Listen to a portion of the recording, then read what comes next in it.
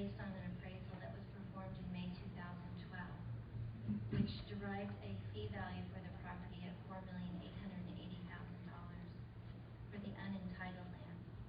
This appraiser converted that value into a rental rate, annual rental rate, using a 9% rate of return, yielding an annual rent of $440,000 a year. This appraisal was used as the starting point for negotiations with Costco. And like other private sector transactions, the negotiations took into consideration other factors before agreeing to the rent or reaching the proposed rental rate. For example, a consideration to Costco being a quality tenant, and that derives usually a better value to the landowner for a less risk over the term of the lease, creditworthiness, financial capability.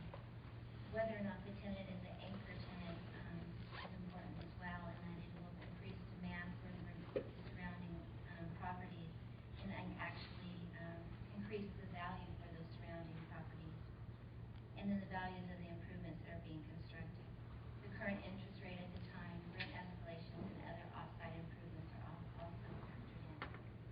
Therefore, it was concluded that the negotiated rent of $325,000 was appropriate, which is derived by using a 6.7 rate of return. This is based on this particular retailer and those factors that I described earlier. It's also noted that ground leases are not as common, or much less common, than fee title appraisals, and therefore it's very hard to find comparable for the rates of return that's appropriate for this type of transaction. The ground lease rent rate would commence a year after the ground lease is in effect or upon Costco's opening for business, whichever is earlier. There are rent credits going to Costco for extraordinary costs up to $1 million, and that would be spread out over the first 10 years in $100,000 annual increments. This is similar to the Home Depot transaction, where Home Depot received extraordinary cost credits for grading, retaining wall construction, and other off-site improvements that they incurred.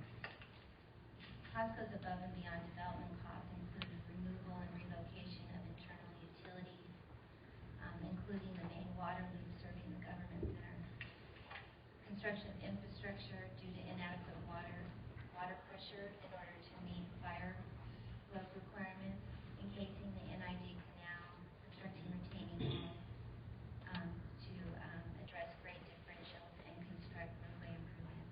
Several of these improvements will provide later benefits to subsequent development for government and commercial purposes. Costco would also receive a rent credit for demolition and environmental remediation costs it incurs when it's involved with demolishing existing buildings. The county reserves the right to do this demolition during the option period if it deems that that's appropriate, however. And Costco will pay the county $650,000 as consideration for the 4 county-occupied buildings that are being impacted by the Costco project as well. And this is not covering the entire cost to reconstruct these facilities for these county departments. However, it's looked at the opportunity to to relocate these departments into more appropriate facilities to address their programmatic requirements. The Costco project also impacts many of our private tenants. There are 10 private tenants that are long-standing at the government center. They've been tenants for most of the tenure that Mary described, and we understand that this is a great impact to them. This project will, it's a big change for them, and it takes some time to adjust to. So, what we try to do is provide advance notice to the tenants as early as last June, to notify them of the pending Costco project, to provide some services and supports to them, to find relocation or new facilities to move to, and try to be very flexible about their lease terms, providing waiver of last month's rent if need be,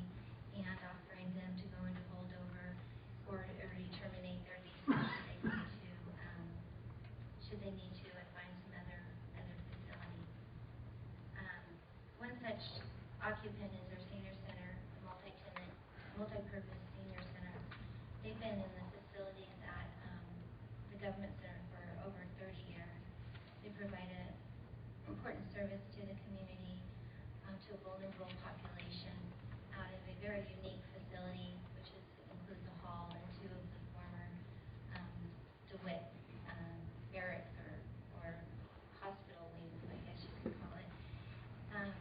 So in consideration of that, we were able to negotiate consideration from Costco for up to $530,000 to help fund a replacement location for the seniors. We believe that about 8,000 square feet could accommodate their needs, and have identified opportunities for them to lease facilities, which would involve some tenant improvements. So included in that $530,000 is tenant improvements of about up to $200,000. Should we not reach an option to ground lease, or the Costco being unable to enter into the ground lease, the county would have to reimburse Costco for those costs.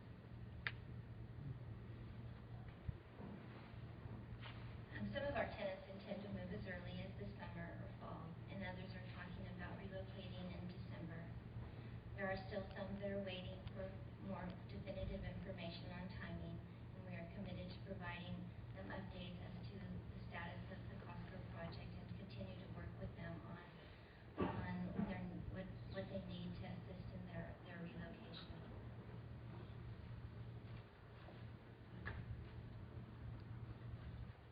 Collectively, the fiscal terms of the Costco deal is projected to exceed $20.5 million over 20 years for the initial term. That includes rent, sales tax, and inland property taxes. This is net of the costs associated with replacement of impacted county facilities and the credits for extraordinary costs, and offset by the lost rents that we will have as a result of the Costco project. And the revenues over the 50-year term is expected to exceed $87 million. Thank you. Key to continuing these negotiations with Costco to affect the financial terms that Lori has just described is approval of a proposed real estate lease services and development agreement with Mr. Conkey. This development agreement is needed to end Mr. Conkey's intermediary role in negotiations of the ground lease agreements. This structural change in the negotiations will eliminate any delay due to third-party negotiations and potential inconsistencies within the terms. When the county entered into its exclusive negotiating agreement with Mr. Conkey back in 2011, it was anticipated that he would enter into an option to ground lease with Costco to perform the environmental and entitlement processes for a Costco warehouse store. Thereafter, Mr. Conkey would lease their ground from the county with its own entitled value and sublease the leasehold interest back to Costco. As this project has progressed, Costco has expressed its need to play an active role in the environmental and entitlement processes, and in order to manage timelines, expenses, and potential project impact and mitigations. As a result, the county and Conkey have agreed that it would be most beneficial to the project if his intermediary role in the negotiations and future relevance were eliminated. Staff believes that Mr. Conkey has contributed a significant value to the county as a result of his role to date, and is due compensation for facilitating the Costco transaction. At his own risk and expense, he has secured Costco's commitment to pursue development at the Placer County Government Center by taking leadership in its market and foster relationships with key Costco representatives. He's paid the consideration to the county for the exclusive right to negotiate. He's performed critical due diligence activities that verified the suitability of the site for a Costco warehouse club store. He's addressed development issues, including water pressure, building demolition, and relocation. He's negotiated with Costco